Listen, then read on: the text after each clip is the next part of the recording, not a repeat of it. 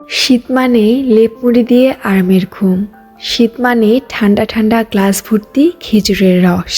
শীত মানেই নানা রকম মজার মজার পিঠা। আর এই নানা রকম পিঠার মধ্যে যে কয়েকটি পিঠা না খেলে শীতের আমেজই শুরু হয় না, তার মধ্যে চিতই পিঠা অথবা ভিজানি পিঠা অথবা দুধ চিতই পিঠা হচ্ছে অন্যতম।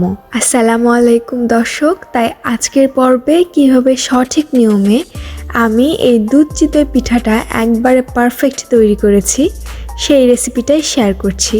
তাহলে চলুন শুরু করা যাক। এর আগেও আমি শুকনো চালের গুঁড়ো দিয়ে কিভাবে পারফেক্ট ফুলকো চিতই পিঠা তৈরি করা যায় তার রেসিপিটা শেয়ার করেছিলাম। আপনারা চাইলে সেই রেসিপিটা ডিটেলসে দেখতে পারেন। আর আজকেও আমি শুকনো চালের গুঁড়ো দিয়েই আজকের চিতই পিঠাটা তৈরি করব। এই জন্য আমি এখানে 3 কাপ পরিমাণে শুকনো চালের গুঁড়োটা নিয়েছি। তার মধ্যে দিয়ে দিচ্ছি সামান্য একটু লবণ, টেস্ট অনুযায়ী লবণটা দিয়ে নেবেন। এখানে আমি বাজারের কেনা শুকনো চালের গুঁড়োটা নিয়েছি। তার মধ্যে দিয়ে দিচ্ছি সহনীয় পর্যায়ের গরম পানি, অর্থাৎ উষ্ণ গরম পানি দিয়ে দিচ্ছি। এখানে কিন্তু অতিরিক্ত গরম পানি দেওয়া যাবে না, তাহলে কিন্তু চালের গুঁড়োটা একেবারে সেদ্ধ হয়ে ফুলকো আর হতে চাইবে না চিতই পিঠাটা। হালকা একটু কুসুম গরম পানি দিয়ে সামান্য একটু নেড়ে চেড়ে মিশিয়ে নিচ্ছি। মেশানো হয়ে গেলে চালের গুঁড়োটাকে আমি 2 থেকে 3 বার 10 থেকে 20 সেকেন্ডের মতো এটাকে ব্লেন্ড করে নিব।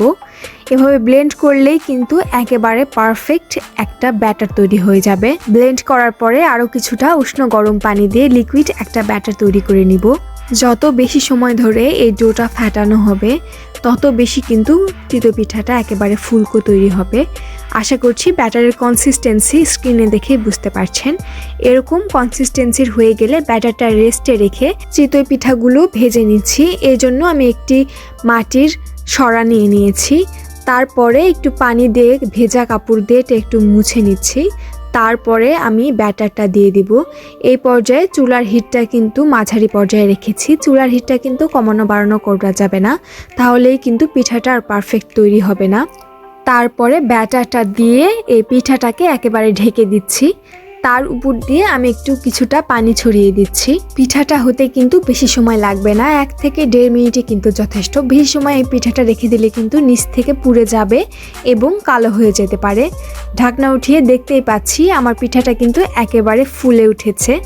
ব্যাস, আমার পিঠাটা কিন্তু একেবারে রেডি। স্ক্রিনে দেখে আশা করি বুঝতে পারছেন যে পিঠাটা কত বেশি পারফেক্ট হয়েছে। এবার পিঠার জন্য যে দুধের শিরাটা তৈরি করে রেখেছিলাম সেটা দেখাচ্ছি। পিঠার অনুপাতে আমি এখানে 2 কেজির মতো দুধ ব্যবহার করেছি। ফ্লেভারের জন্য দিয়ে দিচ্ছি 3টা তেজপাতা, 2 থেকে 3 স্টিক দারচিনি এবং 3টি সাদা এলাচ। এবার দুধটাকে একটু জাল করে নেব। এই পিঠা বানানোর জন্য কিন্তু দুধটাকে বেশি ঘন করার প্রয়োজন নেই।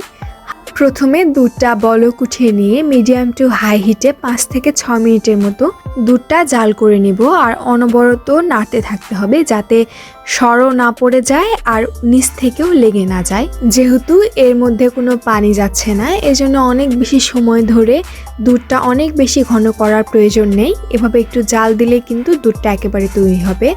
আর অনেক ঘন করে দুধ জাল দিলে কিন্তু অনেক সময় পিঠার মধ্যে শিরাটা ঢুকতে চায় না। এই জন্যই 5 থেকে 6 মিনিটের মতো জাল করে নিলেই হয়ে যাবে।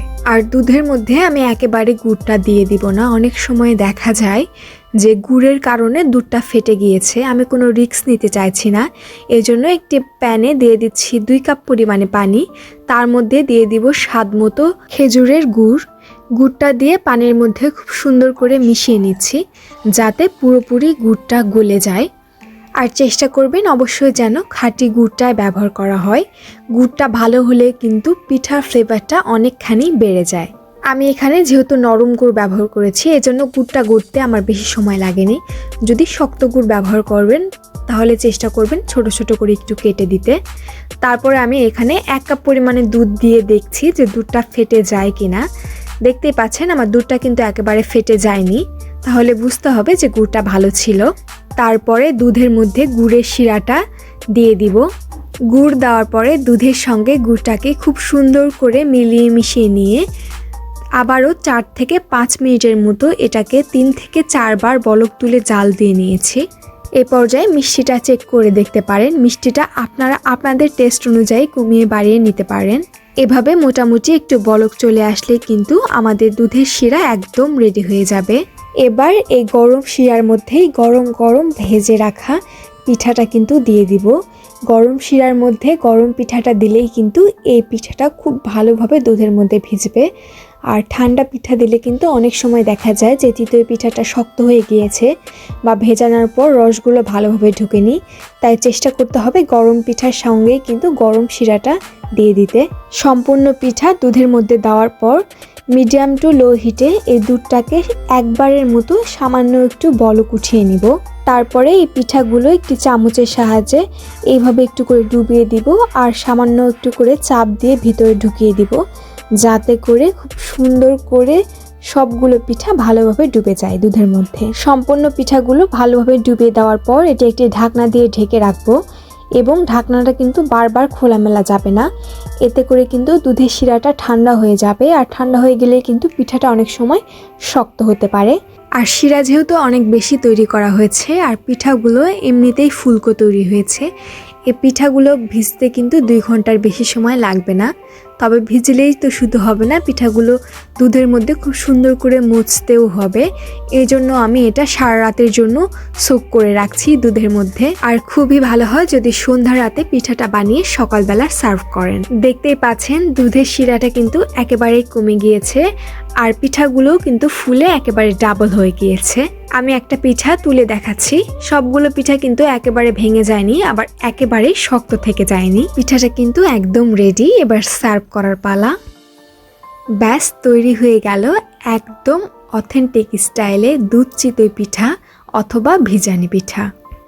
এই পিঠাটা বানাতে কিন্তু আমি কোনো প্রকারের বেকিং পাউডার অথবা বেকিং সোডা, ভাতের মাড় অথবা ভাত ব্যবহার করিনি।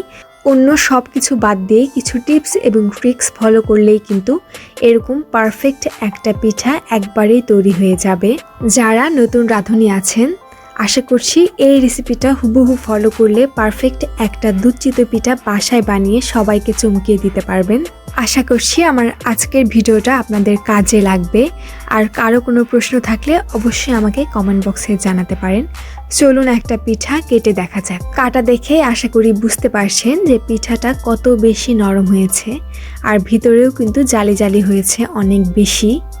আর সাথে খেতেও হয়েছিল কিন্তু খুবই সুস্বাদু আর খুবই মজাদার।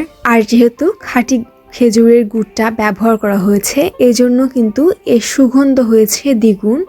আর এই পিঠার সুগন্ধের জন্যই কিন্তু এই স্বাদটা আরও দ্বিগুণ বেড়ে যায়।